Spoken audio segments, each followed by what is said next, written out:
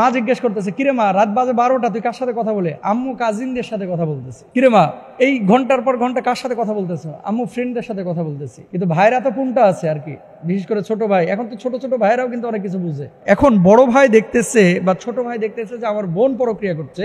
বড় ভাই এবং ছোট ভাইয়ের প্রধান এবং প্রথম কর্তব্য বোনকে থ্রেট করা, শাসন করা, যে তুমি যদি এগুলো বন্ধ না করো আমি কিন্তু দুলা ভাইকে বলে দেবো, তুমি যদি এগুলো বন্ধ না করো আমি কিন্তু আব্বুকে বলে দেবো, আমি কিন্তু আম্মুকে বলে দেবো। আর বাপ মা যদি ওই ক্যাটাগরির হয়ে থাকে যে এই বয়সে একটু একটু এরকম করে, যেহেতু জামাই ঘরে নাই, এরকম যদি কোনো বাপ মা বলে থাকে, ও হচ্ছে দায়ুসের চূড়ান্ত পর্যায়ে চলে যাবে। কিছু বাপ মা এই সমস্ত অশ্লীলতাকে কিন্তু প্রমোটও করে, জানেন। আর এখন তো মাশাআল্লাহ টিকটকেও দেখি, ওই মানে অনেক সময় সামনে চলে আসে ফেসবুক ইন্টারনেটে, বাবাও নাচানাচি করতেছে, মাও নাচানাচি করতেছে, আত্মীয় স্বজনও নাচানাচি করতেছে, সবাই সবার সাথে কিন্তু নাচানাচি করতেছে, এরকম করে থাকে। হারাম, এগুলো করা যাবে না। পরক্রিয়া এটা এমন একটা অপরাধ, ইসলামের শরিয়ায় এটার শাস্তি যদি ইসলামিক ল কোনো জায়গায় বাস্তবায়িত থাকতো তাহলে মৃত্যুদণ্ড কার্যকর হয়ে যেত।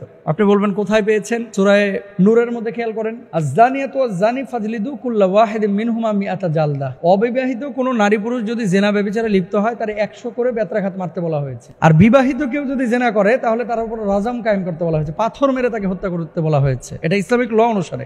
তার মানে কি, বিয়ের পরে পরক্রিয়া করা, বিয়ের পরে আরেকজন মেয়ের সাথে কথা বলা, আরেকজন মেয়ের সাথে আড্ডাবাজি করা, এটা ইসলাম অনুমোদন করে না। আল্লাহ রাসূল সাল্লাল্লাহু আলাইহি ওয়াসাল্লামের হাদিস, আদ-দায়ুসু হুয়াল্লাযী লা ইউবালি মান দাখালা আলা আহলিহি। দায়ুস হলো সে ব্যক্তি যে তার পরিবারের নিকট কে প্রবেশ করলো এ ব্যাপারে কোনো ভ্রুক্ষেপই করে না। মানে একজন মেয়ে, তার কোচিং এ ফ্রেন্ডশিপ তৈরি হয়েছে একজন ছেলের সাথে, তার মানে বিএফ, বাড়িতে নিয়ে এসেছে। বাপ জিজ্ঞাসা করলো না, কিরে মা, তোর সাথে ছেলে মানুষ কেন? অনেকে জিজ্ঞেস করে না। কিন্তু একটা মেয়ে আর একটা মেয়েকে নিয়ে এসেছে, মা জিজ্ঞেস করলো না যে এই মেয়ের সাথে তোর সম্পর্কটা কি, বরঞ্চ বাড়িতে নিয়ে আসার পরে আবার গর্ব করে পরিচয় করে দেয়, আব্বু আমার ক্লাস ফ্রেন্ড, তার সাথে আমার খুব ভালো আন্ডারস্ট্যান্ড, এরকম বলে থাকে। দেখেন, অপরিচিত এবং গায়রে মাহরাম কেউ কিন্তু আপনার ক্লাস ফ্রেন্ড, জিএফ, বিএফ এগুলো হতে পারে না, এটা হারাম। বন্ধুত্ব মেয়ে মেয়ে হতে পারে, ছেলে ছেলে হতে পারে, সৎ উদ্দেশ্য নিয়ে। আর সেই বন্ধুত্বের ব্যাপারে কি বলা হচ্ছে? ওয়ারাজুলান তাহাব্বা ফিল্লাহি ইজতামা আলাইহি ওয়া তাফাররাকা আলাইহি। যে দুইজনের বন্ধুত্ব হবে আল্লাহর জন্য, শত্রুতা হবে আল্লাহর জন্য,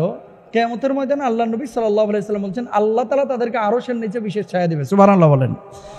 সন্তান যদি এরকম কোনো আচরণ করে, বাপমার প্রথমে উচিত হচ্ছে সেই পাপটাকে প্রতিহত করা, প্রতিরোধ করা। মনে রাখবেন, কিছু পাপ আল্লাহ তাআলা ক্ষমা করবে, আর কিছু পাপ আল্লাহ তাআলা, এই যে পরক্রিয়া, এগুলো ক্ষমা করবে না। পরক্রিয়া কেন ক্ষমা করবেন না? মানে পূর্ণাঙ্গ তওবা যদি না আসে কেন ক্ষমা করবেন না? আপনি কয়টা পাপ করতেছেন দেখেন। 1 নাম্বার, আপনি আপনার জামাইয়ের সাথে ধোঁকাবাজি করতেছেন। 2 নাম্বার, তার সাথে আপনি মিথ্যা কথা বলতেছেন। 3 নাম্বার, আপনি পরক্রিয়ার মতো একটা ন্যাক্কারজনক নিকৃষ্ট পাপ করতেছেন। 4 নাম্বার, মনে রাখবেন, একটা পাপকে ইস্টাবলিশ করতে, একটা মিথ্যাকে ইস্টাবলিশ করতে সাথে আরো শত শত মিথ্যা কথা বলা লাগে। দেখা যাচ্ছে আপনার ফোন ওয়েটিং পেয়েছে, আপনার জামাই বলতেছে, কার সাথে কথা বলতেছিলাম? আমি আমার ফ্রেন্ডের সাথে কথা বলছি। আসলে ফ্রেন্ড না, উল্টাপাল্টা আজে বাজে আলাপ চলতেছিল। হারাম। তো এটা আমরা খেয়াল রাখবো। বাবা মা বিশেষ করে কঠোর হব, কঠোর। দরকার হয় প্রহার করব, দরকার হয় তার খাবার বন্ধ করে দিব, ঘর থেকে বের হওয়া বন্ধ করে দেব। কিন্তু আরেকজনের এরকম পরক্রিয়ার পথ আমরা কেউ, সাধারণত কেউ করে না। কিন্তু বাপ মা জানে যে তার ফ্রেন্ডের সাথে আড্ডাবাজি করতেছে, বাধা দেয় না অনেক সময়। এটা হারাম, এটা করবেন না কেউ। আরেকটি বিষয়, ফাত্তাকুল্লাহ মাস্তাতাতুম, যথাসাধ্য তোমরা আল্লাহকে ভয় করো। চেষ্টা আপনি চালাবেন। এখন তারপরেও যদি কারেকশন না করা যায়, সেটা আল্লাহর হাওয়ালা,